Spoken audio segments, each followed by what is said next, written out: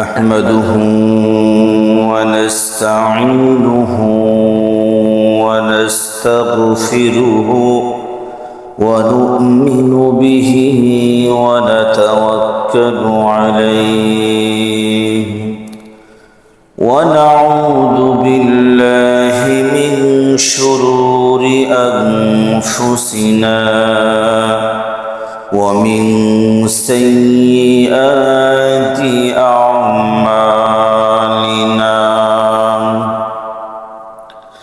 من يهده الله فلا مضل له ومن يضلله فلا هادي له ونشهد أن لا إله إلا الله وحده لا شريك له ونشهد أن سيدنا وحبيبنا ومولانا محمدا عبده ورسوله أما بعد فقد قال الله تبارك وتعالى في كلامه المجيد وفرقانه الحميد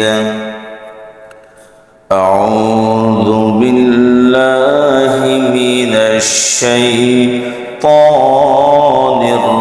الرجيم بسم الله الرحمن الرحيم أقم الصلاة لدلوك الشمس إلى غسق الليل وقرآن الفجر إن قرآن الفجر كان مشهودا ومن الليل فتهجد به نافلة لك عسى أن يبعثك ربك مقاما محمودا اللهم صل على محمد وعلى آل محمد كما صليت على إبراهيم وعلى آل إبراهيم إنك حميد مجيد اللهم بارك على محمد وعلى آل محمد كما باركت على إبراهيم وعلى آل إبراهيم إنك حميد مجيد আলহামদুলিল্লাহ আল্লাহ রব্বুল আলামিনের অনেক বড় মেহেরবানি যে আল্লাহ রব্বুল আলামিন আমাদেরকে মাগরিবের সালাত আদায় করার পরে পবিত্র কোরআনুল কারীমের আলোচনায় বসার তৌফিক দান করেছেন এজন্য শুকরিয়া আদায় করি আলহামদুলিল্লাহ আল্লাহ পাক যত মাখলুকাত সৃষ্টি করেছেন এর মধ্যে মানুষ জাতি হলো সম্মানিত এবং সুন্দর যারা এই সম্মানকে ধরে রাখতে পারবে তারা দুনিয়াতেও সম্মানিত এবং পরকালেও আল্লাহ পাক তাদেরকে সম্মান দান করবেন সম্মান করে বানাইছেন, সম্মানিত করেছেন এবং সুন্দর করে বানাইছেন। সুন্দর করে বানাইছেন, সম্মানিত করছেন। এই সম্মানটাকে ধরে রাখার জন্য কিছু নীতিমালা আছে, নিয়ম কারণ আছে। সেগুলা ফলো করলে, আল্লাহ পাকের নিয়ম মতো আমল করলে, নবী আলাইহিস সালামের সুন্নাহ মোতাবেক জিন্দেগি যদি গড়তে পারি, তো মৃত্যুর সময় ঈমান নসিব হবে। মৃত্যুর সময় ঈমান নসিব হওয়া মানে পরকালে তার সমস্ত রাস্তার গেটগুলা সহজে খুলে যাবে। প্রত্যেকটা মানজিল তো অতিক্রম করতে হবে। আল্লাহ পাক প্রত্যেকটা মানজিল অতিক্রম করাকে সহজ করবেন। মৃত্যু হবে, মৃত্যুর যন্ত্রণাও আছে, তবে মৃত্যুর যন্ত্রণাকে আল্লাহ পাক এত হালকা করে দিবেন। কবরের আযাব আছে, কোনো সন্দেহ নাই। প্রশ্নর সওয়াল জবাব হবে, এগুলো আল্লাহ পাক সব কি করবেন? সহজ করবেন। তাহলে এই সম্মানটা যদি আমরা ধরে রাখতে পারি, তাহলে আমাদের সব জায়গায় আমরা পরবর্তীতেও সম্মানিত হব। এই জন্য আল্লাহ পাক আমরা যাতে ধরে রাখতে পারি সম্মানটাকে, আল্লাহ পাক দুনিয়ার মধ্যে অসংখ্য গণিত মানুষের মধ্যে আল্লাহ রাব্বুল আলামিনের মন মতো নবী এবং রাসূলদেরকে পাঠাইছেন। আমরা যেন আল্লাহ পাকের নিজাম মতো চলি, আল্লাহ পাক যেভাবে চলতে বলছে সেভাবে যেন আমরা চলি। আর প্রত্যেকটা নবী এই দাওয়াতগুলোই দিয়েছেন যে তোমরা যারা ভুল পথে আছে এদেরকে সঠিক পথে আনা নবী আলাইহিস সালামদের দাওয়াত ছিল। প্রত্যেকটা নবীর এই কাজ ছিল। একইভাবে একই নিয়মে আমাদের নবী মুহাম্মদুর রাসূলুল্লাহ সাল্লাল্লাহু আলাইহি ওয়াসাল্লাম,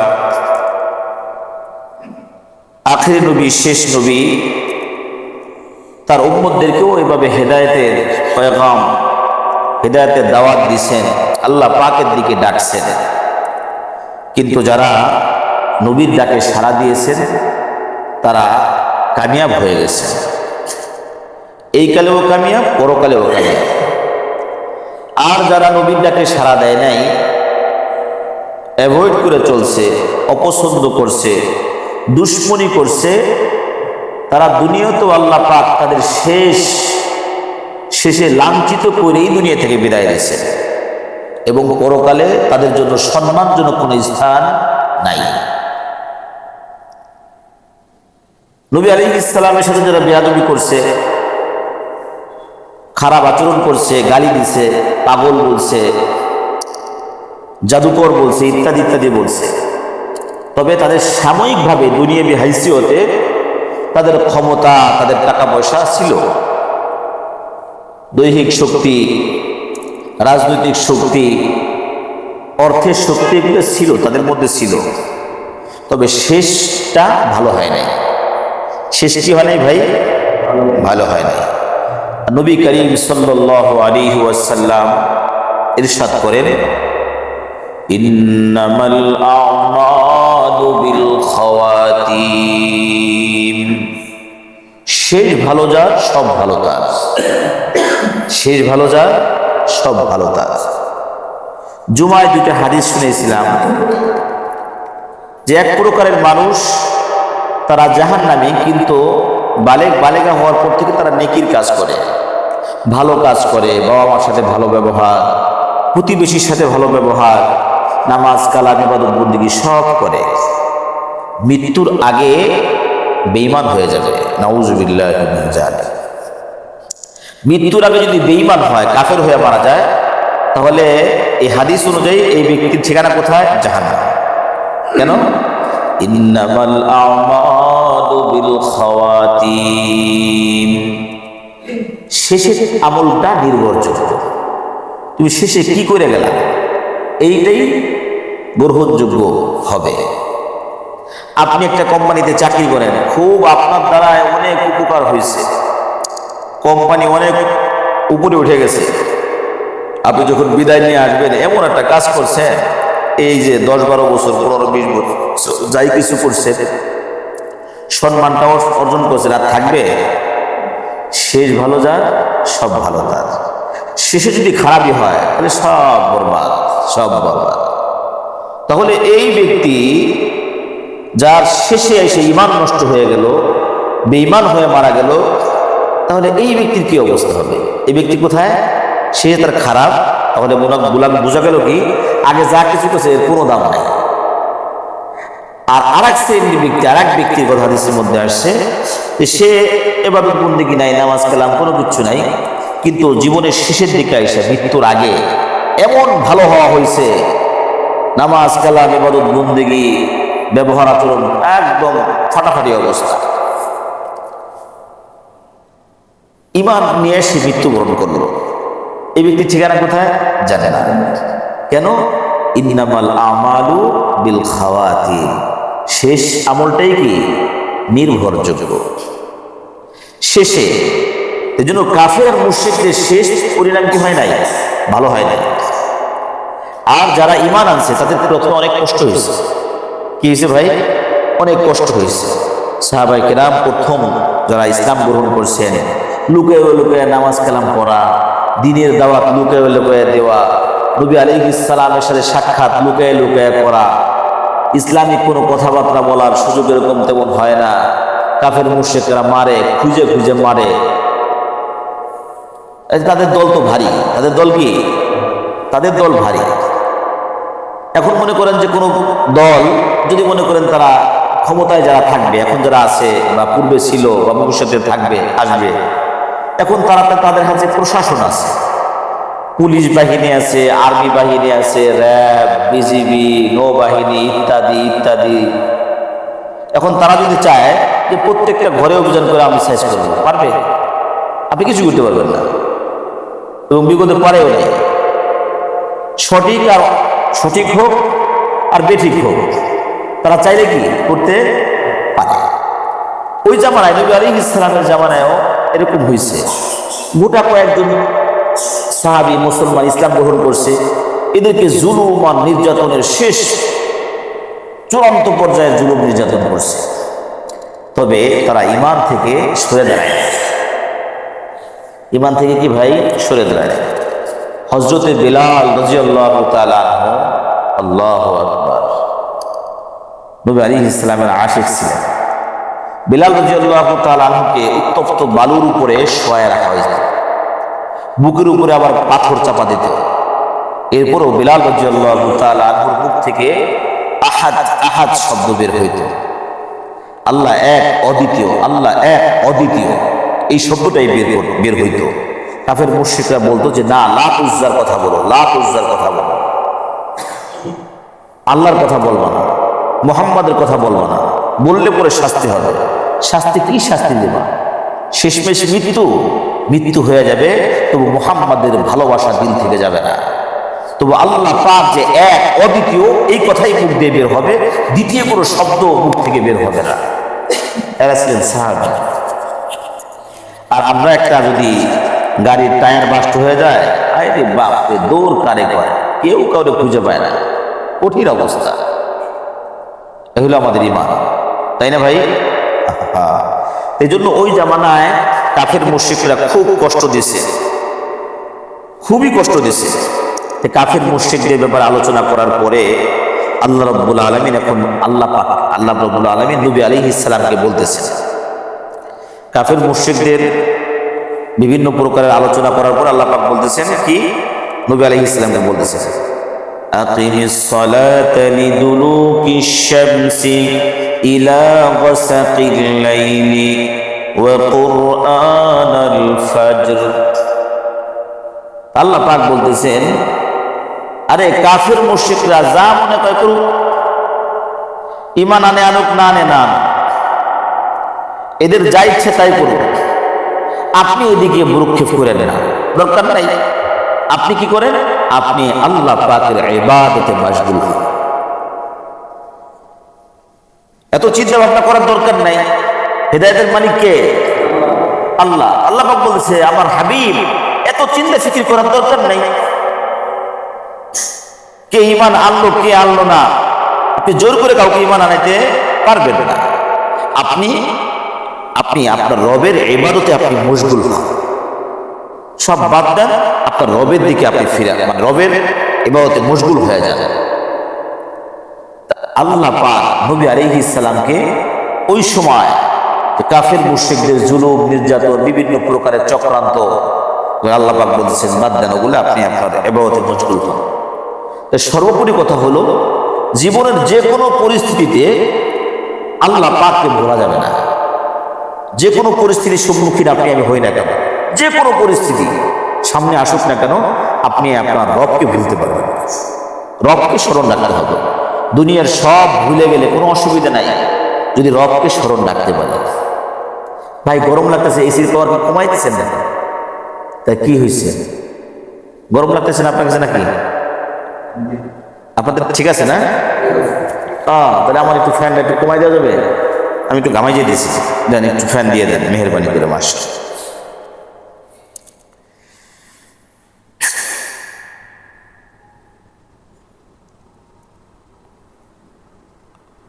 তো আল্লাহ রাব্বুল আলামিন নবী আলাইহিস সালামকে কি বললেন? যে আপনি আপনার রবের দিকে ফিরে আসেন। তো রবকে কখনো ভোলা যাবে না। যে কোনো সমস্যার সম্মুখীন হই না কেন আল্লাহ পাককে স্মরণ রাখতে হবে। দুনিয়ার সবাইকে ভুলে গেলে কোনো অসুবিধা হবে না, কিন্তু আল্লাহ পাককে যদি আপনি স্মরণ রাখতে পারেন, একমাত্র আল্লাহকে যদি আপনি আমি কি রাখতে পারি, স্মরণ রাখতে পারি। আল্লাহ রাব্বুল আলামিন নবী আলাইহিস সালামকে বলতেছেন, দেখেন যার কোনো কি নাই, গুনাহ নাই, যার কোনো গুনাহ নাই, যিনি মাসুম ছিলেন, রাতের পর রাত নামাজে দাঁড়াইতেন, যে লম্বা কিয়াম করতেন, লম্বা কিয়াম, দাঁড়াইতে পাও ফুলে যেত, পানি জমে যেত, এত লম্বা লম্বা নামাজ আদায় করতেন। আল্লাহু আকবার। আল্লাহ পাক বলতেছেন, আকিমিস সালাতা লিদুলুকিশ শামসি ইলা গাসাকিল লাইল, আপনি আপনার রবের জন্য নামাজ আদায় করেন। আকিমিস সালাহ, নামাজ কায়েম করেন, লিদুলুকিশ শামসি, সূর্য যখন ঢলে যায়। সূর্য ঢলে কখন? যখন জোহরের রক্ত শুরু হয়। কি হয়? জোহরের রক্ত। আজকে জুমার রক্ত যখন শুরু হয়েছে, এটা হলো ঢলে যাওয়া। সূর্য হালকা পশ্চিমের দিকে, কিবলার দিকে যখন ঢুলবে, তখন থেকে জোহরের রক্ত শুরু, জোহরের রক্ত শুরু। তাই লিদুলুকিশ শামসি, সূর্য ঢলা থেকে নিয়ে ইলা গাসাকিল লাইল, রাত পর্যন্ত, রাত পর্যন্ত। গাসাকিল লাইল মানে হলো রাত পর্যন্ত, রাত পর্যন্ত। তাহলে লিদুলুকিশ শামস, সূর্য ঢলে যাবার পর থেকে নিয়ে এরপর জোহর, আসর, মাগরিব, এশা, কয় ওয়াক্ত নামাজ?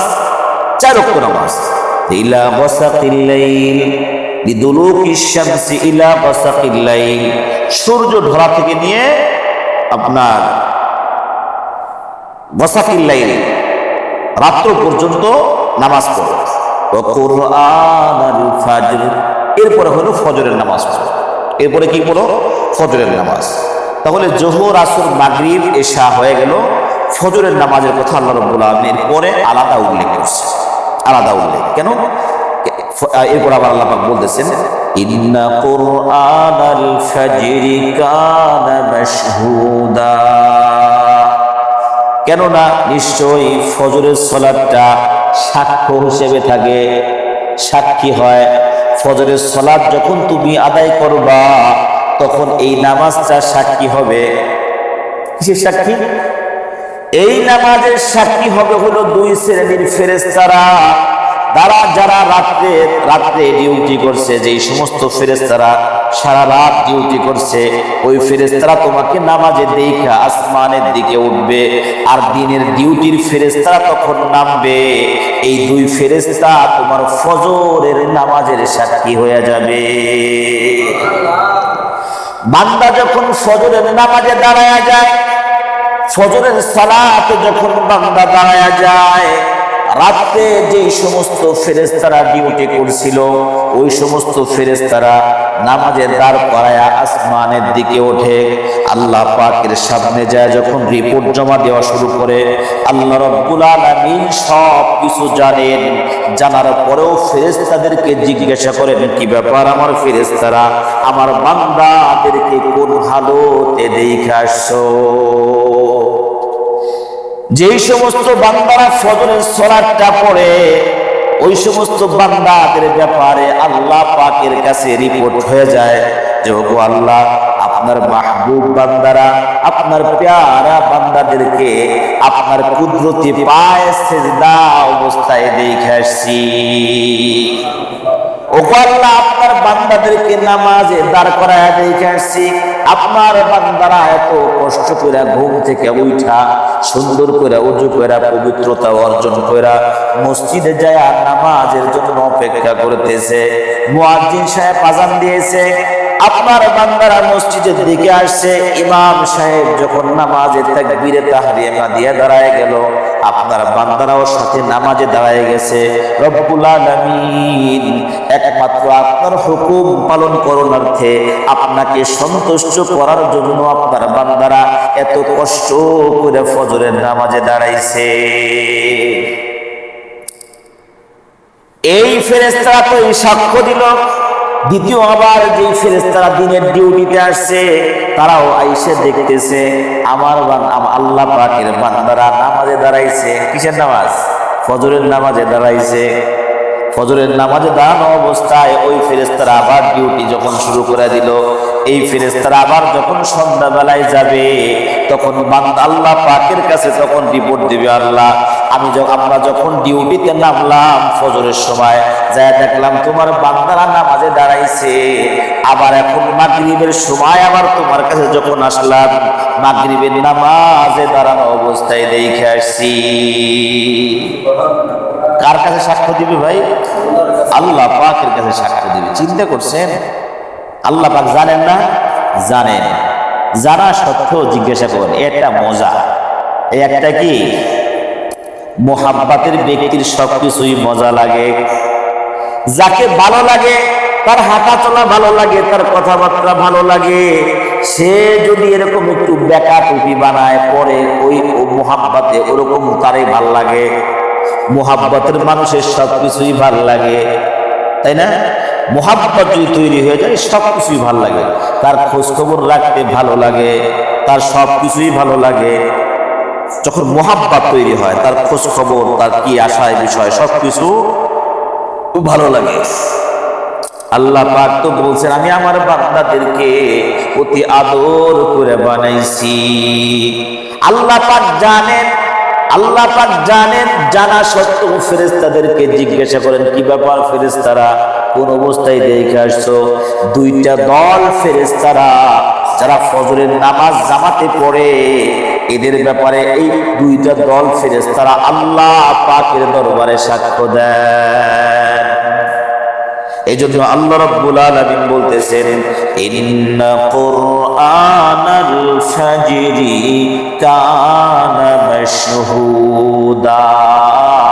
ও বান্দারা, ফজরের নামাজটা তোমার সাক্ষী হিসেবে থাকবে। তাহলে ফজরের নামাজটা সাক্ষী হিসেবে থাকবে, তাহলে ফজরের নামাজটা পড়লেই তো আর দরকার নাই নাকি? না না না, দরকার। পাঁচ ওয়াক্ত নামাজই কি ফরজ? পাঁচ ওয়াক্ত নামাজ ফরজ, পাঁচ ওয়াক্তই পড়তে হবে। এই দুলুকি শামসি ইলা গাসাকিল লাইল, জোহর থেকে নিয়ে এশা পর্যন্ত, জোহর থেকে নিয়ে কি এশা পর্যন্ত, এশা পর্যন্ত 4 ওয়াক্ত আল্লাহ পাক ফজরের আলাদা উল্লেখ করছে যে ইন্না কুরআনাল ফাজরি কানা মাশহুদা। বান্দা, ফজরের নামাজে তুমি যখন দাঁড়াইবা, ফেরেশতারা তোমার ব্যাপারে সাক্ষ্য হবে।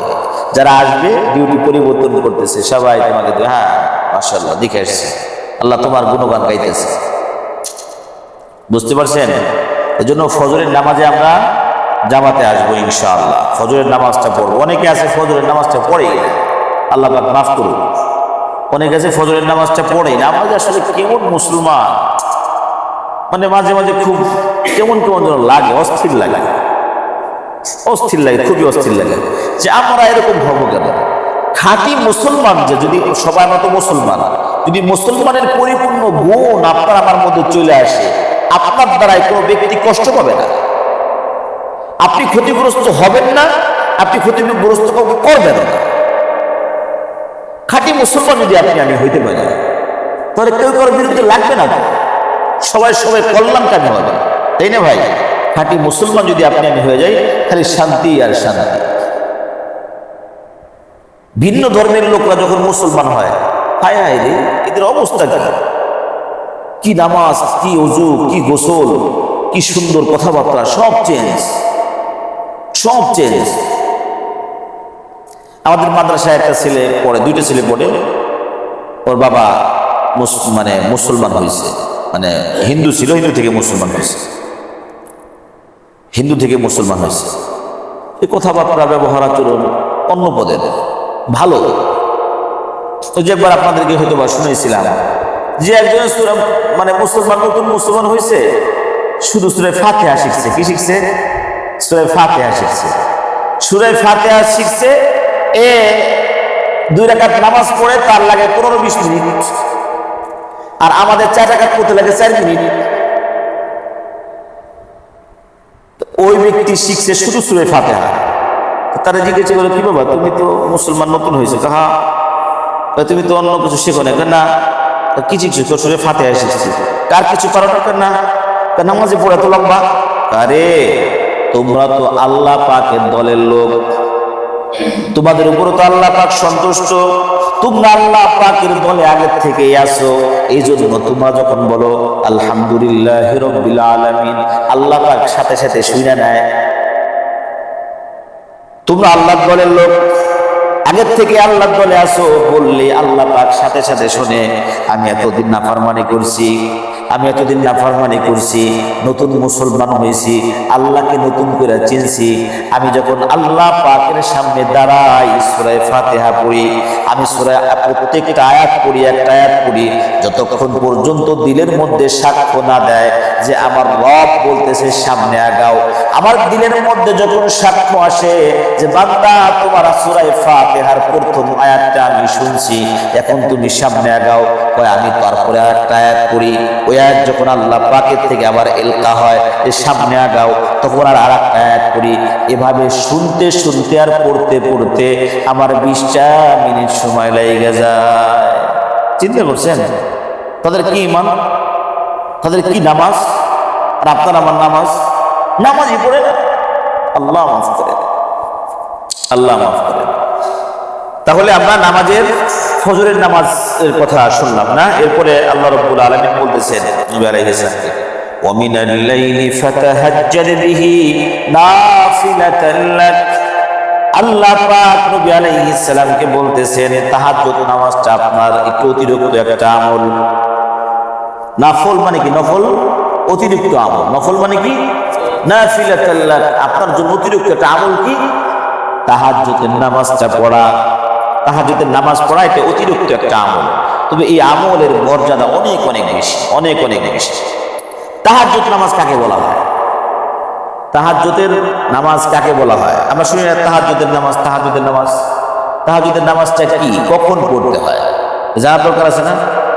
তাহাজ্জুদের নামাজটা হলো নবী আলাইহিস সালাম যখন তাহাজ্জুদ পড়তেন, রাতের খাবারটা আগে খেয়ে নিতেন। রাতের খাবার আগে খেয়ে নিতেন। এশার নামাজের পরে নবী আলাইহিস সালাম দিনের কোনো কাজ ছাড়া অতিরিক্ত কোনো কথাবার্তা বলা, অতিরিক্ত কোনো কর্ম কাজ করা পছন্দ করতেন না, তাড়াতাড়ি ঘুমিয়ে পড়তেন। এটা নবীর সুন্নাহ। নবী আলাইহিস সালামের প্রত্যেকটা সুন্নাহ আজকে কাফের মুশরিকরা নিয়ে রিসার্চ করে তারা দামি হয়ে যেতেছে, তারা গবেষণা করে বড় বড় গবেষক হইতেছে, তাই তো? দেখেন প্রত্যেকটা ডাক্তার যারা আছে, বিশেষজ্ঞ যারা আছে, সবাই বলে যে রাতের খাবারটা মাগরিবের নামাজ পড়েই খেয়ে নেন, যত তাড়াতাড়ি খেয়ে নেন, বলে না? এ তারা পাইল কই? এই সুন্নতটা তো আল্লাহ নবী আলাইহিস সালাম 1450 বছর আগে বলে গেছে, খাইছেন বলে গেছে, এটাই সুন্নাহ। আগে খাও, এশার নামাজের পরে যত দ্রুত করো ঘুমায় পড়ো, একটু ঘুমাও, রাতের কিছু অংশ ঘুমাও, এরপরে আবার তুমি ঘুম থেকে জাগ্রত হয়ে অজু করো, অজু করে নামাজে দাঁড়ায় যাও। 2 রাকাত, 4 রাকাত, 6 রাকাত, 8 রাকাত, 10 রাকাত, 12 রাকাত তুমি পড়ো, তোমার যতটুকু সাধ্যে কুলাই তুমি পড়ো। এই যে ঘুমের থেকে উঠে যেই নামাজটা আদায় করলা, এই নামাজকেই বলা হয় তাহাজ্জুদের নামাজ। বুঝতে পারছেন না? এই নামাজটাকে কি বলা হয়? তাহাজ্জুদের নামাজ। তবে হাসান বসরি রাহমাতুল্লাহ আলাইহি বলছেন তাহাজ্জুদ, এটা হলো আব্দুল্লাহ ইবনে ওমর রাদিয়াল্লাহু তাআলা আনহুর কওল। তাহাজ্জুদের নামাজ কাকে বলা হয়? হাসান বসরি রহমতুল্লাহ আলাইহি বলছেন যে ঈশার নামাজের পরে যত নফল পড়া হয় সব তাহাজ্জুদ। ঈশার নামাজের পরে ঈশার নামাজ জামাত হয়ে গেল, এরপরে আপনি যা কিছু পড়বেন, ঈশার নামাজ সুন্নত 2 রাকাত পড়লেন, পরে বেতের তো আলাদা ওয়াক্ত, বেতের কিন্তু আলাদা ওয়াক্ত, বেতের কিন্তু ঈশার নামাজ পড়ার পরে ওয়াক্তটা শুরু হয়। আপনি ওয়াক্ত আসার সাথে সাথে আপনি ঈশার নামাজটা পড়ছেন, আপনার উপরে বেতের ওয়াক্ত চলে আসছে। আপনি ঈশার নামাজ পড়তেছেন, মসজিদে জামাত মনে করেন রাত 10টায়, হ্যাঁ রাত 10টায় কি মসজিদের জামাত, এই জামাতটা শেষ হলো, আপনি জামাতের সাথে পড়লেন, এরপর আপনার উপরে কি এটা শুরু হয়ে গেল। যে ঈশার নামাজটা পড়বে তারপরে কি বেতের নামাজ শুরু হয়ে যাবে। বুঝতে পারছেন? এখন আবার এরকম কি প্রশ্ন করেন না, যদি আমি ঈশার নামাজ নাই পড়ি তার কোনো দিনও বেতের নামাজ আমার তো আসবে না। বিষয়টা কিন্তু এমন না, তাই না? ওই যে একটা গল্প শুনে নাই যে নোয়াখালী হুজুর থাকলে কিন্তু ওয়াজ করুন না, তাই না? ঠিক আছে, নোয়াখালী হুজুর নাই, তো বলছে একটা এই পুকুরের পাড়ে কি একটা আম গাছ আছে, একটা পাতা যদি কি পানিতে পড়ে তাহলে কুমির হয়, আর যদি এই পাতাটাই যদি ডাঙ্গায় পড়ে, স্থলে পড়ে, তাহলে বাঘ হয়ে যায়। একজন তার একটা হুজুর, পাতা যদি অর্ধেক পানিতে থাকে আর অর্ধেক ডাঙ্গায় থাকে তাহলে কি হইব? এটা গল্প শুনছেন না? এটা গল্প শুনছেন না? এরকম যদি হয়, আমি বললাম যে ঈশার নামাজ আদায় করার পরে বেতের রক্ত শুরু হয়, তখন চিন্তা করলাম নামাজই পড়ি না, তো রক্ত তো আর এটা আসবে এরকম না। বিষয়টা এরকম না। মানুষ মারা যাবার পরে আবার দাফন করি না, দাফন করি তো আমরা এই কথা শুনছি না, 40 কদম মানে মোর্দাকে রেখে 40 কদম আসার পরে তার সওয়াল জবাব হয়। শুনছেন কি এরকম কথা? এখন ওই জায়গা থেকে আমরা আসবো না কোনোদিন। আমরা ওই কবরের পাশে আমরা বাড়ি বানাবো, ঘর বানাবো, একটা টং পাইতে ওই জায়গা থাকবে, যে কবরের মুর্দারা যেন কেউ কোনো ফেরেশতা প্রশ্ন করতে না আসতে পারে। আর প্রশ্ন করবে না? আরে কর না কেন প্রশ্ন করবে না? তাহলে তাহলে 40 কদম যে বললেন শুনছি না আমরা, যে 40 কদম অতিক্রম করার পরে প্রশ্ন মানে কবরের মধ্যে মুনকার নাকি চলে আসে প্রশ্ন সওয়াল জবাব করার জন্য, শুনছি তো। তাহলে আমি আসবো না, আমি দাফন দেওয়ার পরে আমার বাবা বা মা কাছে যত আছে কান্নাকাটি করতেছে, এত চাবে যে না আমার যত পরে থাকে, আমরা কেউ যদি না আসে তাহলে কি সওয়াল জবাব হবে না? হবে। একটা নির্দিষ্ট সময় আছে, আপনি 40 কদম আসেন আর না আসে, ওই নির্দিষ্ট একটা সময়ে আপনার কাছে, আপনার রূহের কাছে সওয়াল জবাব শুরু হয়ে যাবে। এখন কবরের মধ্যে নিয়ে বসাবে, কবরের প্রথমে পুরো মানে শুনছেন এরকম যে ফেরেশতারা আসবে, এরপরে বসাবে, তারপরে সওয়াল জবাব করবে, এরকম শুনছেন না? তো যারা পানিতে ডুবে মারা যায়, যারা আগুনে পুড়ে মরে গেছে, এরকম কি অবস্থা? আরে পানিতে ডুবে মারা যায় না, কত মানুষ মারা যায় না পানিতে ডুবে, আগুনে পুড়ে মারা যায় না, এদের অবস্থা কি হবে? আরে ওই যে একই সেম, যে আগুনে ডুবে মারা যাক আর আগুনে পুড়ে মরুক আর পানিতে ডুবে মারা যায়, একটা সময় আছে। ওই বডি না, এই বডি কি? বডি তো কিচ্ছু না, তো রূহটাকে আবার বডি দিতে কতক্ষণ? আল্লাহ পাকের হুকুমে নির্দিষ্ট সময়ে নির্দিষ্ট সমস্ত কাজ কর্মগুলা ওই ফেরেশতারা সভাপতি করে নেয়, তাৎক্ষণিক 1 সেকেন্ড আগেও না 1 সেকেন্ড পরেও না। এটা সূরা তাহরিমের মধ্যে আল্লাহ পাক বলছেন লা ইয়াসুনাল্লাহা মা আমারাহু, তারা বিন্দু মাত্র নাফরমানি করেন না, ওয়া ইয়াফআলুনা, তারা করেন মা ইউমারুন, তাদেরকে যা আদেশ করা হয়। তারা ফেরেশতারা যাদের যে দায়িত্ব দেওয়া হয়েছে 19-20 করেন না, টাইম টু টাইম সবার মতো, আগেও না পরেও না, আগেও না পরেও না, এরপরে একেবারে সময় মতো যায় কাজগুলো হয়ে যায়। বুঝে আসছে না? আল্লাহ পাক আমাদের বোঝার তৌফিক দান করেন। তাইলে ঈশার নামাজের পরে কি হয়? বেতের ওয়াক্ত শুরু হয়। মক্কাতুল মুকাররমায় কাবা হারামাইনে কি হয়? বেতের মানে তাহাজ্জুদের আজান হয়। তাহাজ্জুদের কি হয়? আজান। তাহাজ্জুদের আজান হয়। হ্যাঁ, তাহাজ্জুদের আজান হয়, এরপরে ফজরের আজান হয়। তাহলে ওখানে আজান হয় কয়টা? 5 ওয়াক্ত নামাজে 5টা আর তাহাজ্জুদের একটা 6টা। এজন্য মাসালা হইল যে নামাজ যদি একদিনের কাজা হয়, একদিনের কাজা হইলে আপনার কয় ওয়াক্ত কাজা হয়েছে? 6 ওয়াক্ত কাজা হইল। কয় ওয়াক্ত? 6 ওয়াক্ত। ফিদিয়া দিতে গেলে 6 ওয়াক্তের ফিদিয়া দিতে হবে। কয় ওয়াক্ত? 6 ওয়াক্তর ফিদিয়া দিতে হবে। আমাকে একজন প্রশ্ন করছিল, মানে একটু আটকানোর জন্য আর কি। তা আমার তখন এই জেহেলে ছিল না ওটা, আমাকে বলতেছে, আমি তখন হলো একটা গ্রামে গেছি, নৌকায় যেতেছি, নৌকার মধ্যে অনেক লোকজন ছিল। আমাকে একজন বলতেছে, প্রশ্ন যাইলে পরে প্রশ্ন করতেছে আর কি আমার, তো বলছে নামাজ কয় ওয়াক্ত? আরে নামাজ তো 5 ওয়াক্ত সবাই জানে। তো উনি আমার জিজ্ঞেস করার কারণটা কি? কারণ মানে কিছু ভিতরে কিছু কিন্তু আছে, তাই না? কিছু আছে। আমি বললাম, আমি আল্লাহ পাকের মেহেরবানি মুখ দিয়ে বের হলো 6 ওয়াক্ত। কি কি? ফজর, জোহর, আসর, মাগরিব, এশা, বেতের। হ্যাঁ, ঠিকই আছে। বেতের ভিতরে 18 ওয়াক্ত। বেতের কি আলাদা ওয়াক্ত? ওয়াক্তটা শুরু হয় কখন ভাই? এশার নামাজের পরে। ওমিনাল লাইলি ফাতাহাজ্জাদ বিহি নাফিলাতাল লাক। তা আল্লাহ রাব্বুল আলামিন নবী আলাইহিস সালামকে অতিরিক্ত একটা কাজ আমল দিলেন। সেটা কি? তাহাজ্জুদের আমলটা আল্লাহ পাক নবী আলাইহিস সালামকে আদেশ করলেন। নবী আলাইহিস সালামও নিয়মিত করতেন। যদি কোনো রাত্রে তাহাজ্জুদের নামাজটা পড়তে না পারতেন, দিনের বেলায় এটা কাজা করে নিতেন। দিনের বেলায় কি কাজা করে নিতেন। আমাদের তাহাজ্জুদ করবো এরকম কোনো ফিকিরই তো আমাদের নেই, ফিকিরই নাই। হ্যাঁ, ইল্লা মাশাআল্লাহ, কিছু ব্যক্তি তো থাকবেই, তারা তো আমলের দিকে আগায় মাশাআল্লাহ। যে কোনো আমলের কথা জিজ্ঞাসা করে দেখা যায় কিছু কিছু মানুষ যে না আলহামদুলিল্লাহ আছে। এই জন্য এগুলো ঈর্ষা করার দরকার, যে না এই ব্যক্তি করে, আমি করবো না, আমি পারবো না কেন? সে পারে, আমি পারবো না কেন? সে 100 বার যদি সূরা ইখলাস পাঠ করতে পারে, আমি পারবো না কেন? সে 100 বার সুবহানাল্লাহি ওয়া বিহামদিহি সুবহানাল্লাহিল আযীম পড়তে পারে, আমি পড়তে পারবো না কেন? এই যে একটা আমলের প্রতিযোগিতা সাহাবায়ে কিরাম এগুলো করছে। এগুলো কি করছে? সাহাবায়ে কিরাম রাদিয়াল্লাহু তাআলা আনহুম করছে। একটা ঘটনা শোনাবো। আমিরুল মুমিনিন হযরত আবু বকর সিদ্দিক রাদিয়াল্লাহু তাআলা তখন আমিরুল মুমিনিন।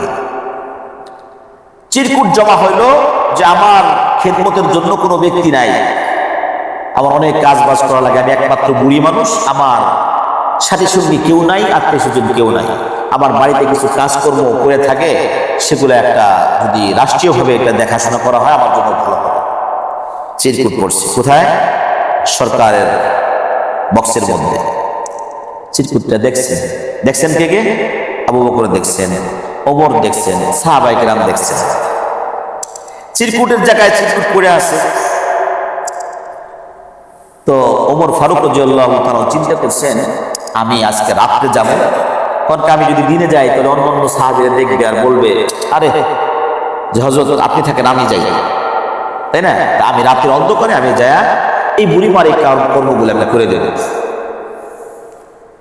হযরত ওমর ফারুক রাদিয়াল্লাহু তাআলা আনহু রাতের অন্ধকারে ওই বুড়ির বাড়িতে গেছেন। হযরত ওমর ফারুক রাদিয়াল্লাহু তাআলা গেছেন, যাবার পরে যখন ঘরের মধ্যে টোকা দিয়েছেন, নক করছেন, বুড়িমা বলতেছে কি ব্যাপার, কে? বলতেছে আমি। আপনি যে রাষ্ট্রীয় বক্সের মধ্যে একটা চিরকুট লিখে আসছেন, ওই জন্য আপনার কাজগুলো আমি করতে আসছি, আমি খাদেম। না, কিছুক্ষণ আগে একটা লোক করে দিস, কিছুক্ষণ আগে, এখন দরকার নাই, কাজ যেটুকু ছিল কিছুক্ষণ আগে একটা লোক এসে করে দিয়ে গেছে। এরপরের দিন ওমর রাদিয়াল্লাহু তাআলা চিন্তা করলেন, ঠিক আছে তাহলে আজকে আমি যাই, কালকে পারিনি তাই আজকে যাই। এরপরের দিনে গেছেন একই হালত, তারপরের দিন গেছেন একই হালত। ওমর রাদিয়াল্লাহু তাআলা চিন্তা করতেছেন, হায় হায় এ কি অবস্থা, আমি তো হেরে যেতেছি।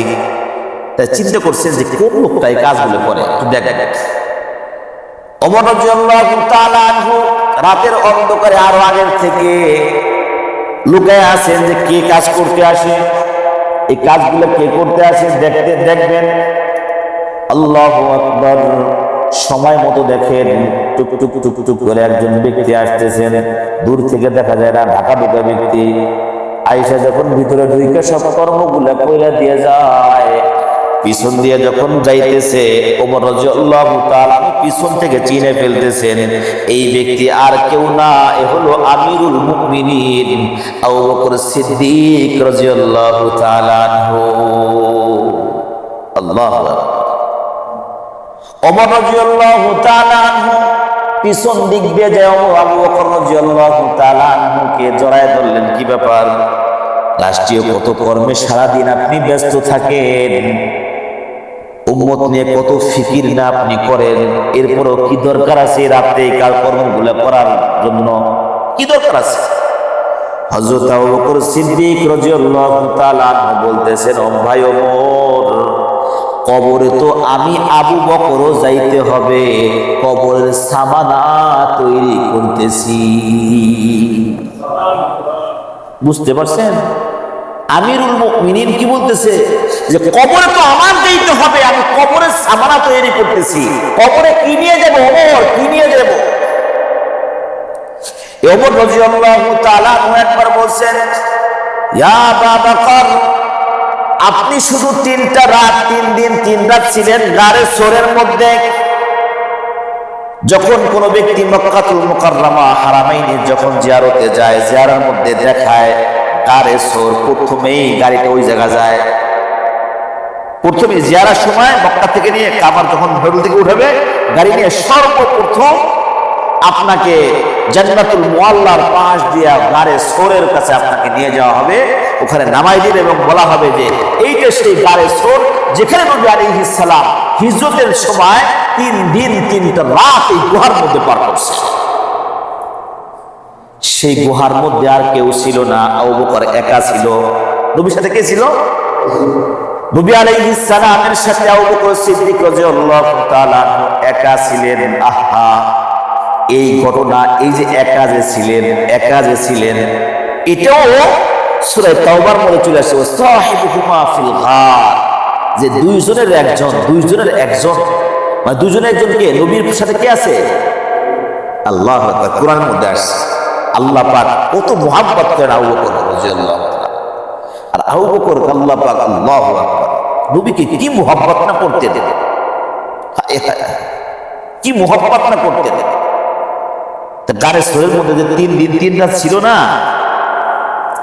ওমর রাদিয়াল্লাহু তাআলা বলতেছে, ভাই আবু বকর, আমার সারা জিন্দেগীর সমস্ত ইবাদত আপনাকে দিয়ে দিব। আমার জিন্দেগিতে যত ইবাদত করছি সব আপনাকে দিয়ে দেওয়া হবে। আপনি শুধু গারে সোরের একটা রাতের ইবাদত, একটা রাতের সওয়াব আপনি আমাকে দান করেন। কে বলছে? ওমর রাদিয়াল্লাহু তাআলা। কারে? আবু বকর। যে আমার সারা জিন্দেগির ইবাদত আপনারা দিয়ে দিব। আপনি কি দিবেন? 3টা রাত, কিন্তু সব চাই নাই। 3 রাতের মধ্যে সব চান নাই, কিন্তু কয় রাত? একটা রাত। আবু বকর সিদ্দিক রাদিয়াল্লাহু তাআলা বলছেন, ভাই ওমর, জিন্দেগিতে তো আমার এমন কোন আমল দেখি না যেই আমল দিয়ে আমি পরকালে যাব, যেই আমল নিয়ে আমি আল্লাহ পাকের সামনে উঠবো, এমন কোন আমল তো আমি দেখতে পাই না। ভাই ওমর, এই 3টা দিন আর 3টা রাত হলো আমার পরকালের পুঞ্জি। এইটা তুমি আর চাইও না। তুমি চাইলেও তুমি ওমর, আমি আবু বকর, তোমাকে আমি দিব না। চিন্তা করছেন যে আমার পুঞ্জি এটা? তারা এরকম পুঞ্জি বানাইছে যে আবু বকর রাদিয়াল্লাহু তাআলা আনহু খলিফাতুল মুসলিমিন রাতের অন্ধকারে কাজ করতে গেছে, চাইলেই তো পারতাই, তুমি যাও কালকে কাজ করে দিয়ে আসবা, এরপর দিন তুমি পারতেন না? চোখের ইশারায় কাজ হয়ে যেত। আমিরুল মুমিনিন তখন রানিং, সে যদি বলতেন পারতেন না না না, কারো কি কবরের ভয় আছে। কবরের কি আছে ভাই? ভয় আছে। আল্লাহু আকবার, আল্লাহু আকবার। তো আমলের প্রতিযোগিতা, এটা কি? আমলের, সাহাবায়ে কেরাম আমলের প্রতিযোগিতা করছেন। আমাদের কি আমলের প্রতিযোগিতা করা উচিত?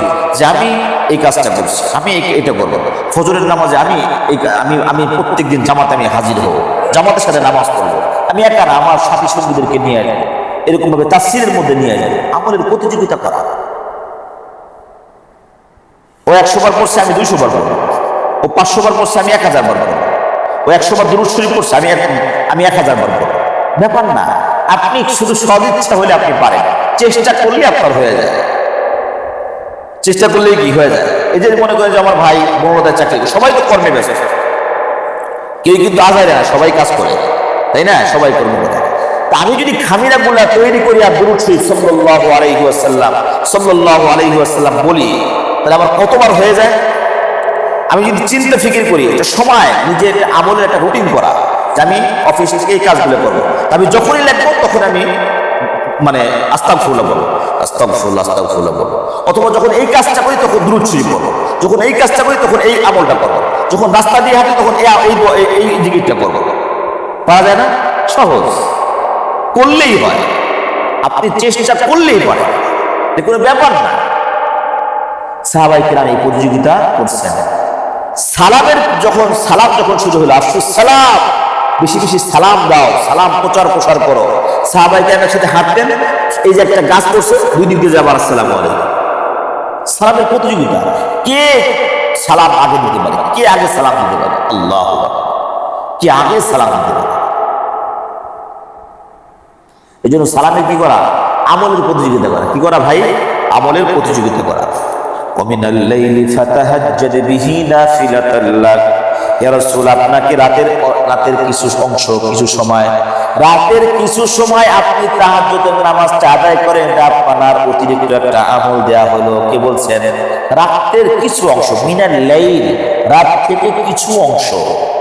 মিনাল লাইল মানে কি? সারা রাত না, রাতের কিছু অংশ, অল্প সময় আপনি নামাজ পড়েন।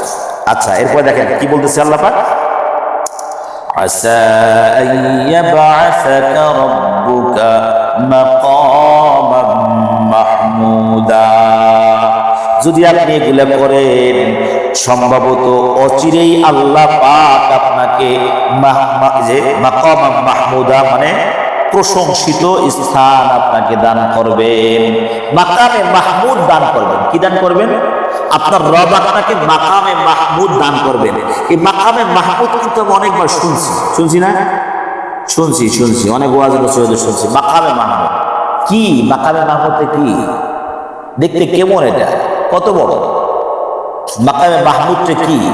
হ্যাঁ, মাকামে মাহমুদটা হলো, তাফসীর কারকরা বিভিন্ন মত পোষণ করছেন। কেউ বলছেন যে কিয়ামতের ময়দানে আল্লাহ রাব্বুল আলামিন নবী আলাইহিস সালামকে সুপারিশের যে পাওয়ার দিবেন, পাওয়ার, যেখানে বসে সুপারিশ করবেন ওই স্থানটার নাম মাকামে ইব্রাহিম। আর অন্যজন ব্যাখ্যা করছেন যে আরশে আজিমের পাশে একটা স্থান আছে, যেখানে বিচারের সময় আল্লাহ পাক নবী আলাইহিস সালামকে সেখানে বসাবেন এবং তার সুপারিশ করার ক্ষমতা দিবেন। নবী আলাইহিস সালাম ওখানে বসে সুপারিশ করবেন, আল্লাহ পাক সুপারিশ কবুল করবেন। যেখানে বসবেন এইটার নাম হল মাকামে ইব্রাহিম। মাকামে মাহমুদ। কয়েকবার মাকামে ইব্রাহিম করে ফেলছি না? আপনারা কন্যাকের লেগে ভুলে তো দু একটা ভুল হয়ে যেতে পারে। মাকামে মাহমুদ নাকি? মাকামে মাহমুদ। মাকামে ইব্রাহিম কোনটা? আরে বাইতুল্লাহর পাশে যে নবী ইব্রাহিম আলাইহিস সালাম যে পায়ের ছাপটা আছে, ওটা হলো কি? তা আপনারা কি জানেন না? শুনছেন তো, বারবার বলতেছে হুজুর তো দেখছেন একটা আলেম থাকা কি ফজিলত। আমি তো বারবার বলতে খালি মাকামে ইব্রাহিম বেড়ে দিচ্ছি, এই যে বলে দিচ্ছি। মাশাআল্লাহ, ওলামায়ে কেরাম থাকার কত ফায়দা দেখছেন। আপনারা তো একজনও কর নাই, তো ভুল করেছে খুব আমার কি না হতে পারে, আমি তো মানুষ, আমি তো ফেরেশতা না, কর্ম দেখি ভুল একটা বের হইতেই পারে। মাকামে মাহমুদ তাহলে কোথায়? কয়েকটা পাওয়া গেল। একটা হলো আরশে আজিমের পাশে একটা স্থান, যেখানে নবী আলাইহিস সালাম বসে কি করবেন? সুপারিশ করবেন। আর একটা হলো যে আল্লাহ রাব্বুল আলামিন কিয়ামতের ময়দানে যখন এই যে বিচার আচার করবেন, তখন আল্লাহ পাক নবী আলাইহিস সালামকে পাওয়ার দিবেন সুপারিশ করার জন্য। ওই জায়গাটার নামে কি? মাকামে মাহমুদ। মাকামে কি? এক নাম তো কাছাকাছি, তো মানে ইব্রাহিম চলে আসে আর কি। আচ্ছা, নবী আলাইহিস সালাম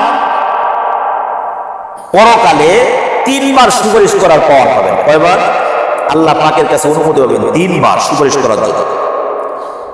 1 নম্বর হইল যে কিয়ামতের ময়দানে এই কঠিন ভয়াবহ অবস্থায় উম্মত যখন বিপদে পড়ে যাবে, নবী আলাইহিস সালাম উম্মতের জন্য এই ভয়াবহ পরিস্থিতি থেকে বাঁচানোর জন্য সুপারিশ করবেন। 1 নম্বর। 2 নম্বর হইল যে আল্লাহ পাকের কাছে সুপারিশ করবেন যে আল্লাহ আমার বান্দা, আমার উম্মতদেরকে তুমি জান্নাতে প্রবেশ করাও। কয়টা? 2টা হইল। 3 নম্বর হইল যে সমস্ত উম্মতরা জাহান্নামে চলে গেছে, যে সমস্ত উম্মতরা কোথায় গেছে? জাহান্নামে চলে গেছে, তাদেরকে জাহান্নাম থেকে বের করে জান্নাতের মধ্যে প্রবেশ করার একটা অনুমতি পাবেন। আবার সুপারিশ করবেন। 3 বার। আল্লাহু আকবার। আল্লাহ পাক দেখেন নবী আলাইহিস সালামের কত মহব্বত করেন। অন্য কোন নবী তো হাউজে কাউসার পান নাই, কে পাইছেন? আপনার আমার নবী পাইছেন সুপারিশ করার জন্য, আর পাওয়ার পাইছেন আমাদের নবীও 3 বার। অন্য কোন নবী কোনো পাওয়ারই পায় না যে সুপারিশ করার জন্য। হাদিসে পাকের মধ্যে আসছে মানুষগুলো সবাই প্রত্যেকটা নবীর উম্মত তার পিছনে পিছনে থাকবে, নবীর পিছনে তার উম্মতরা থাকবে, কেউ সুপারিশ করার সাহস পাবে না, আল্লাহ পাক কাউকে অনুমতি দিবেন না। এই মুহূর্তে সবাই দৌড়াদৌড়িয়া ছোটাছুটি করবে। ওই সময় আমাদের নবী মুহাম্মদুর রাসূলুল্লাহ সাল্লাল্লাহু আলাইহি ওয়াসাল্লাম আল্লাহ পাকের কুদরতি পায়ে সিজদায় পড়ে যাবেন। আল্লাহ পাক তখন বলবেন যে হাবিব কি চান, আপনি মাথা উঁচা করেন, কি চান? তখন আল্লাহ রাব্বুল আলামিনের কাছে নবী আলাইহিস সালাম সুপারিশ করবেন।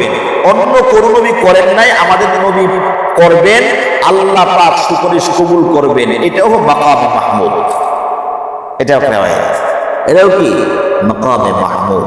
নবী আলাইহিস সালাম সবার থেকে সম্মানজনক স্থান কাকে দান করছেন? আমার আপনার নবীকে দান করছেন কাল কিয়ামতের ময়দানে। আল্লাহু আকবার। সেই নবীর সুন্নাত যদি নবী আপনাকে মহব্বত করবেন কি দেখে, আপনাকে আমাকে ভালোবাসবেন নবী কি জন্য? নবীর সুন্নতকে আঁকড়ে ধরলে পরে নবী আলাইহিস সালাম বলতেছে যে ব্যক্তি আমাকে ভালোবাসতে চাও আমার সুন্নতকে ভালোবাসো। আমার সুন্নতকে ভালোবাসলা মানে আমি নবীকে তুমি মহব্বত করলা, আর আমি নবীকে মহব্বত করলাম মানে তুমি জান্নাতে আমার সাথে মহব্বত করলা। তাহলে জান্নাতে যদি নবীর সাথে থাকতে চাই, তার সাথে ভাই নবীর সাথে যদি আমি জান্নাতে থাকতে চাই তাহলে কি করতে হবে? নবীর সুন্নতকে আঁকড়ে ধরতে হবে। নবীর সুন্নতকে আঁকড়ে ধরা মানে নবীকে মহব্বত করা, আর নবীকে মহব্বত করা মানে পরকালে জান্নাতের মধ্যে আল্লাহ পাক নবী আলাইহিস সালামের সাথে তাকে জান্নাত দান করবে। বুঝে আসছে না ভাই? এজন্য নবী আলাইহিস সালামের মহব্বত দিলের মধ্যে পয়দা করা, নবীর সুন্নতকে আঁকড়ে ধরা। দেখবেন কত ব্যক্তিরা আছে বিভিন্ন প্রকারের এই কাপড়, পাঞ্জাবির কাপড় মানে চুপুরো চেঞ্জ করে ফেলছে। এই যে সৌদি আরবে একজন দেখছে, একটা ভিডিওর মধ্যে দেখলাম, যিনি এখানে দেশের মধ্যে কোন পীরের জানি মুরিদ হয়েছে, ওই পীরেরা কমলা কালার পরে, এই যে আমার মোবাইলের যে এই যে পাশে যে পিছনে যে কালার আছে কমলা কালার না এরকম কালার আর কি। হ্যাঁ, আর মনে করেন ইহরামের কাপড় সব এই কালার, লুঙ্গি চাদর পরে পাগড়ি উপরে সব এক কালার। তখন এখানে দোকানে ধরছে, মানে শেখরা ধরছে, কি ব্যাপার, এটা কি, এটা কার সুন্নত? সুন্নত দরবার গেলে নবী সুন্নত দরবার অনুসরণ করবা তো নবীকে করবা। হ্যাঁ, কাকে করবা? কোনো ব্যক্তিকে তুমি শিখবা, তার থেকে শিখবা। তার মধ্যে যদি নবীর কোনো সুন্নত না পাওয়া যায় তুমি কে লেগে তুমি মানা যাবে? না, মানা যাবে না। আরে নবীর কারণেই তো আমাদের উলামায়ে কেরামদেরকে মহব্বত করেন, তাই তো? আজকে কোরআনের বরকতেই তো আমাদেরকে মহব্বত করেন। কে দাম দিত আমাদের? সালামও দিত না, এই বয়সের মানুষের সালামই দিত না। আজকে আমাদের ইমাম সাহেবের কত সম্মান, আজকে আমাদের আইমায়ে মাসাজিদ যারা আছেন কত সম্মান, কার কারণে? কোরআনের বরকতে, নবীর সুন্নতের বরকতে, তাই না ভাই? বরকতে, এটাই বরকতে হলো বাস। আল্লাহ পাক বলে সম্মান দান করেন। জন্য নবীর যদি সুন্নতকে যদি আমরা আঁকড়ে ধরি, নবীকে মুহাব্বত করা হবে। জন্য প্রত্যেকটা সুন্নত, রাস্তা দিয়ে চলার সুন্নত, খাওয়ার সুন্নত, কথা বলার সুন্নত, সবটি কাজ সুন্নত মোতাবেক করার চেষ্টা করেন। সুন্নত মোতাবেক যখন আপনার আমল, প্রত্যেকটা আমল হয়ে যাবে, নবী আলাইহিস সালামকে আপনার মুহাব্বত করা হবে। আর নবীকে মুহাব্বত করা মানে নবীর সাথে জান্নাতের মধ্যে থাকা। বুঝে আসছে না ভাই? আল্লাহ রাব্বুল আলামিন আমাদেরকে বুঝে আমল করার তৌফিক দান করেন। সবাই সূরা ইখলাস পাঠ করি।